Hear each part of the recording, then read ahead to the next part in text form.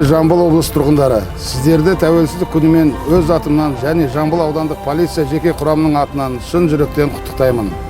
16 желтоқсан ата-бабамыздың сан ғасыр бойы аңсаған асқақ арманы мен ағдарма тілегі орындалып, жарқын жасампаздық пен үкілі үміт үстем болып, егемен еліміздің еркін дамуына айқара жол ашқан күн. Сондықтан бұл мереке қасиетті де қастерлі.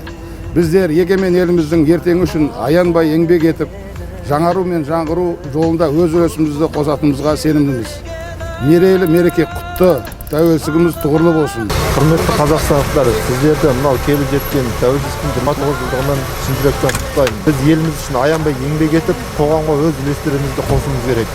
Бүгін бізді Қазақстан Республикасының тәуелсіздік күнінің 29 жыл толу мерейтойына байланысты тәуелсіздік күнімен құттықтап жатқанына Жамбыл аудандық полиция бөлімінің ұжымына үлкен алғыс білдіреміз. Тәуелсіздік алған күні туылғаныма өте қуаныштымын, мақтан тұтамын. Еліміз аман, жұртымыз тыныш болсын. Мен Жамбыл ауданында 8-9 жылдан бері жұмыс атқарып келемін. Қазіргі бара жатқан үйіміз ардагер атамыздың үйі.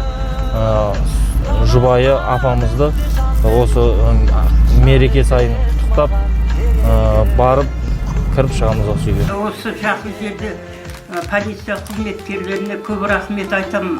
Үлкен бастық Талғатбекте бастап жаңағы әділет балам барлықтарына жастар бәрі шабуылдап келіп жатқанына рахмет. Барлықтарың бақытты болыңдар, қызметте абырой атақты болыңдар, дендерің сау болсын.